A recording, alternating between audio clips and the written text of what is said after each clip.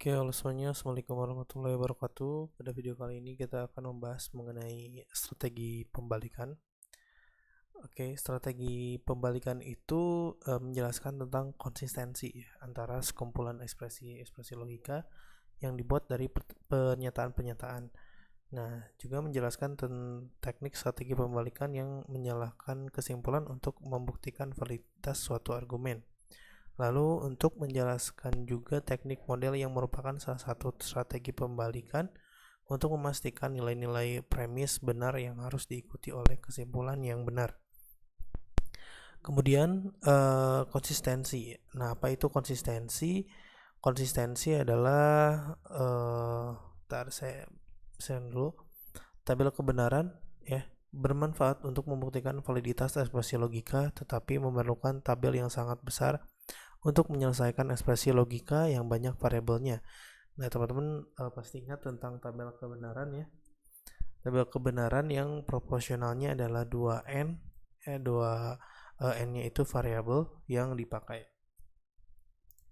Lalu logika proporsional tidak bisa menangani kerumitan bahasa yang digunakan sehari-hari. Bahasa yang cukup rumit akan ditangani oleh logika predikat. Contohnya, misalnya harga gula turun jika import gula naik. Pabrik gula tidak senang jika harga gula turun.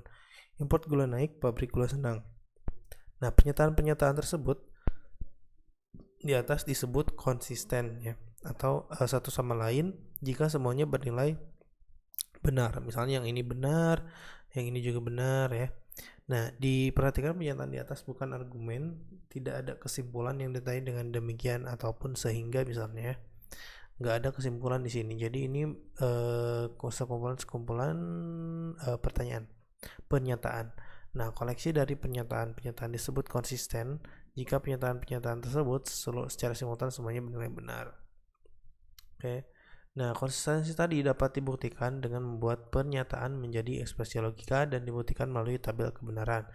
Nah, cara kita mencari apakah si kalimat ini itu konsisten ya ataupun valid, kita ikuti langkah-langkah berikut ini. Langkah 1, kita mengubah ke variabel proporsional ya. Di sini ada harga gula turun dan jika impor gula naik ya, sama pabrik gula senang. Oke. Sama pabrik gula senang. Nah, berarti di sini ada 3 variabel utama ya. 3 variabel utama dari pernyataan-pernyataan tadi. Langkah keduanya mengubah pernyataan menjadi ekspresi logika gitu. Nah, misalnya B implikasi A berarti jika impor gula naik maka harga gula turun gitu ya. Atau bisa juga A implikasi B dibalik seperti itu. Ya, yang ini tergantung dari pernyataan-pernyataan yang ini. Jadi ikuti ya, misalnya paragraf pertama ataupun kalimat pertama itu menggambarkannya gimana gitu ya. Oke, kemudian langkah ketiga itu menyusun ekspresi logika yang ini disatukan ya menjadi satu kesatuan. Misalnya BA dengan batasan N, di sini pakai batasan N. Nah, yang ini harusnya ada C ya, ada C di sini jadi nggak keketik. Membuat tabel kebenaran, lalu dibuat tabel kebenaran. Nah, ini bisa disingkat ya, di sini disingkat. Lalu mendapatkan nilai false gitu ya di sini. Nah, karena tadi yang disebutkan harus konsisten, ingin konsistensi, jika ingin konsistensi hasilnya harus semuanya true.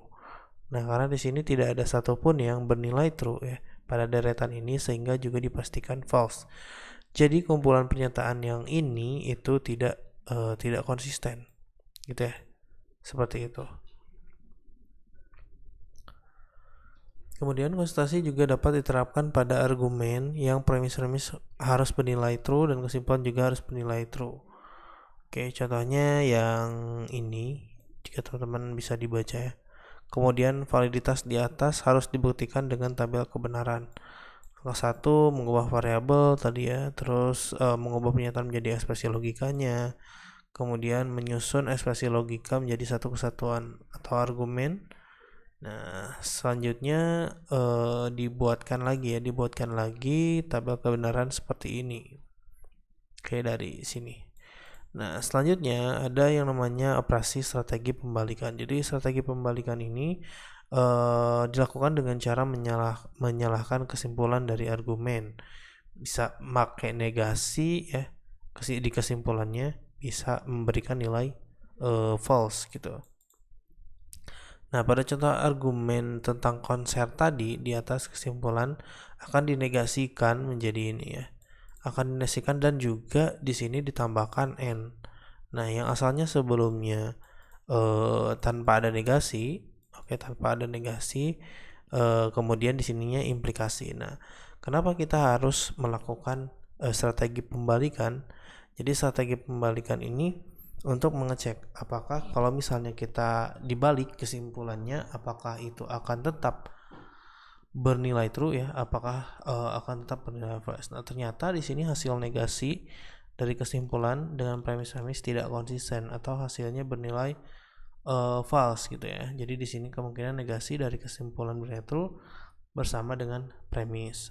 Karena strategi pembalikan, hasil yang semula bernilai false justru menjadi bernilai true gitu ya, sehingga argumen di atas valid.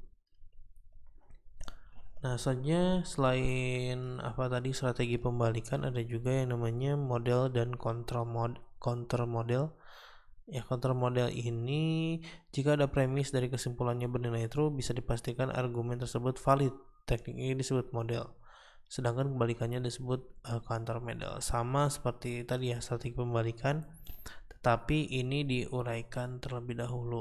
Ya, diuraikan terlebih dahulu misalnya dari kesimpulan yang dibuat di sini. Oke, kesimpulan yang dibuat kita pecah ya, bisa kita inginkan akan diberi nilai sebagai berikut gitu ya, yang ini true, yang ini true, yang ini false. Nah, kemudian dipecah kembali, dipecah sampai kita menemukan apa namanya di langkah kesimpulan ya bernilai false. Jadi tidak mungkin maka karena ada strategi pembalikan di atas. Nah, karena ada strategi pembalikan. Oke.